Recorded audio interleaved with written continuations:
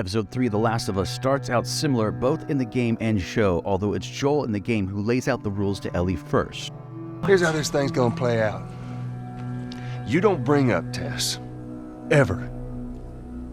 Matter of fact, we just keep our histories to ourselves. Where in the show, it's Ellie who lets Joel know that it's not her fault Tess is dead. Nobody made you or Tess take me. Nobody made you go along with this plan. You needed a truck battery or whatever, and you made a choice.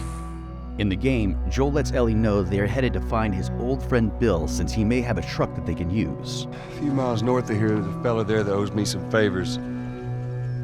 Good chance he could get us a car. In the live-action version, Ellie asks Joel more than a few questions, aggravating Joel as they stop off at an old store for supplies. Gotta grab some stuff I stashed. Here, Ellie surprisingly finds a Mortal Kombat 2 machine. You ever play this one? I had a friend who knew everything about this game. There's this one character named Melina who takes off her mask and she has monster teeth and then she swallows you whole and barfs out your bones. Ellie then finds her way into a basement area and not only finds but dispatches one of the infected that is trapped under debris. At the same time in the game, while Ellie and Joel are traversing the environment, in the show, Joel explains how the outbreak began. Cordyceps mutated. Some of it got into the food supply, probably a basic ingredient like flour or sugar. In the game, Joel and Ellie simply continue their journey, which consists of traversing the environment, fighting against the infected as they find their way towards Bill. In the game, Joel describes some of the actions of evacuations. Evacuate to where? It's at this moment the game and the show deviate storylines. In the live-action version, the story follows a flashback to the beginning of the outbreak when the military were rounding up people. In the game, it simply follows Ellie and Joel as they pick their way through the environment, being careful not to walk into any of the booby traps Bill has set. That's one way to do it. In the show, we see Bill's story from the start of the infections, how he builds, sets up traps, and survives throughout the beginning of the event, and then eventually meets Frank, another survivor looking to make it. Bill and his new friend Frank have dinner. At this point in the game, Joel is caught in one of Bill's snares, which Ellie must free him from. However, the infected and even a full-blown clicker are attempting to thwart their efforts. Good time, Ellie. After being freed, Joel and Ellie meet up with Bill and ask if he has a vehicle they can use. Joel needs a car. Bill informs them that he does, but they need to go out and collect parts in order for it to operate. In the show, Bill and Frank develop a relationship. 3 years pass, and Bill and Frank are still together, arguing when Frank tells Bill that he's been talking to Tess on the radio and he wants to have them over. You what? The next scene we see Bill and Frank are having dinner with Tess and Joel. At the end of which, Joel warns Bill of raiders. Then, the story skips ahead 3 years. Raiders come to attack as Joel had said, but Bill's defenses are able to keep them at bay.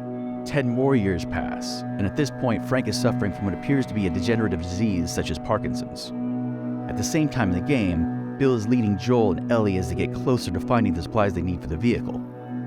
In the show, Frank comes to terms with his disease and decides to live his last day and asks Bill to make sure it's special, with toast, a delicious dinner, and to put pills into his wine. Bill does these tasks and then reveals that he actually crushed all of the pills and put them in the wine so that both of them will in fact be departing together and not just Frank.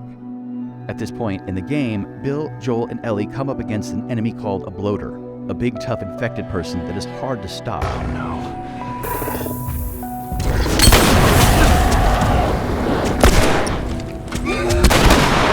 Back in the live-action show, Bill and Ellie make their way to Bill's house. As Joel looks for Bill, Ellie finds the note that Bill had left for them. Meanwhile in the game, we find out that the parts Bill had stashed for the vehicle have been stolen. Bill and Joel are arguing when Bill notices that there is a person hanging. It in fact turns out that this person in the game is Frank. What, you know this guy or something? Frank. Who the hell's Frank? He was my partner.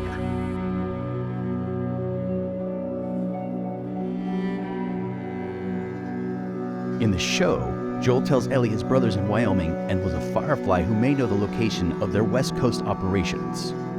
If I'm taking you with me, there's some rules you gotta follow. This is when Joel gives Ellie the speech he did in the game earlier about how this is going to work.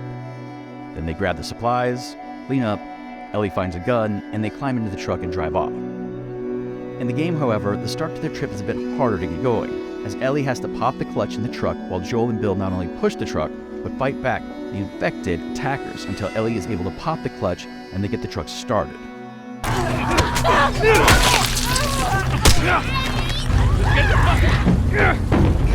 Go, boy! Afterwards, they part ways with Bill and continue on their journey. Well, here. This make you all nostalgic? That is actually before my time. That is winter, though. Until next time, be sure to like if you do, subscribe if you can, and comment if you've got one. They all help to grow the channel. Well, better than nothing. Thanks again for watching. Oh, I'm sure your friend will be missing this tonight. It's light on the reading, but it's got some interesting photos. Now, Ellie, that ain't for kids. Whoa! How the hell would he even walk around with that thing? Get rid of that. Well, hold your horses. I want to see what all the fuss is about. Oh, why are these all stuck together? I'm just fucking with you. Bye-bye, dude.